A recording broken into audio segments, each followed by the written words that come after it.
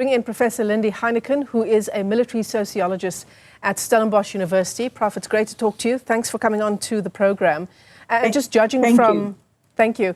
Judging from the appearance of the Minister and SANDF officials before the Portfolio Committee on Defence last week, it was quite it was an angry appearance. MPs had lots of serious questions. There was quite a bit of shouting. One thing is for sure, we want answers, don't we? Yeah, so there were many very good questions and very few answers. And I really feel that this was a lost opportunity for both the Minister and Chief of the Defence Force to actually brief the public. Even if there were operational issues that they could not speak about, they could at least have used this opportunity to say that we can't speak about, for example, the actual amount of equipment that is in the operational area for this reason. But just to avoid the questions does not engender trust or confidence from the public in the leadership. So yeah, that is my next question to you, Prof. How much are we allowed to know? And there are obvious questions, right? Like when you talk about how well equipped our forces are, the route they're going to take from A to B, those are the obvious things that we cannot be privy to that information. But how much can we expect to know? How many of those answers can we expect to get? I think there should be a good balance between what needs to be secret and what the public needs to know for them to be informed and to make informed decision making. Where there is this lack of transparency, that is where where information is not revealed. It has an impact on decision making, and it has an impact on how the public then perceives those institutions. So an element of transparency is definitely necessary. And here what we need to emphasize is the critically important role of oversight and accountability measures. For example, the portfolio parliamentary committees have the right to actually have access to information that affects their ability to fulfill their oversight role.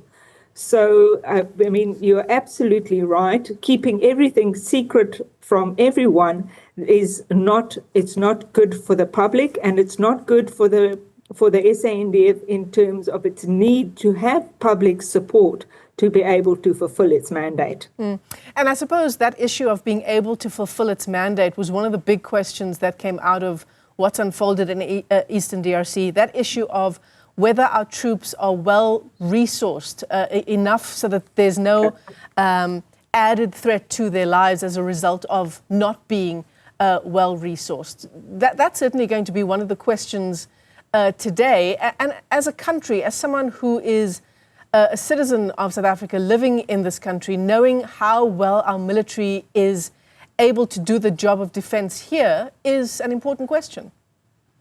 Absolutely. So, even though I would say that the mandate was pretty clear, of course, it was not a peacekeeping mission. This was a peace enforcement mission. It was an offensive mission. You can have a very clear mandate, but if you do not have the equipment and the support to be able to achieve your objectives, then you are doomed for failure. And I think this is the situation here, in that they had a mandate, but they were not adequately prepared and equipped to fulfill that mandate because of the limited resources, both in terms of troop numbers and in terms of equipment.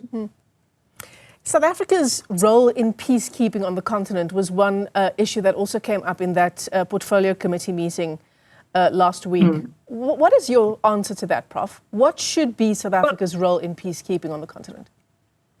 Well, I think South Africa does have an important role to fulfill, as do all other international actors, specifically when we see there are mass atrocities that are taking place, whereas the sovereignty of a state is threatened, and also where one's own economic interests are also threatened. So there is a responsibility there.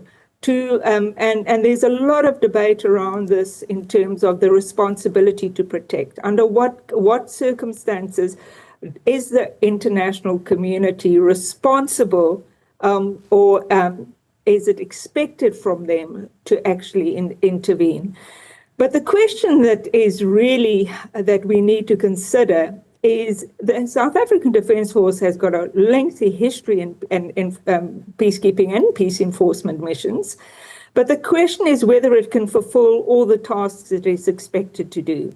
And this is where we need some serious discussions going forward, because clearly the Defence Force is overstretched and undermanned to be able to fulfill the roles that the politicians are asking of them. They are deployed domestically quite extensively, on the border, building bridges, combating gang warfare, combating political violence, and then in a range of peacekeeping missions. They just do not have the capacity to fulfill all these roles, and decisions need to be taken as to what can we afford to do, actually, and what is our priority? What is the priority for South Africans in terms of their own security? Is it involvement in peacekeeping operations, which we clearly have not got the capacity to do with our limited resources?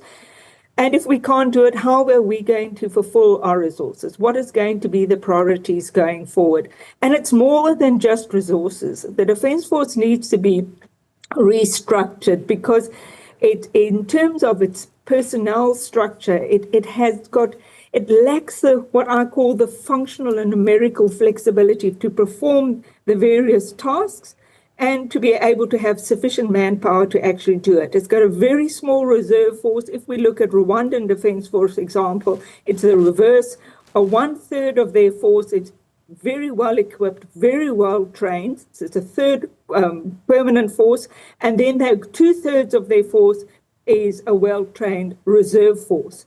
So we've got the opposite. We've got a full-time force which is just hasn't got that flexibility to have the number of people ready for deployment that we need for the various tasks. And I suppose, everything that you've just outlined speaks to what must surely be an issue of low morale in the SANDF at the moment. What do we do about that? Yeah, I've got no doubt that the lack of equipment, being overstretched and overstrained, and having to work with ill-equipped equipment all the time is placing a high tax on the SANDF.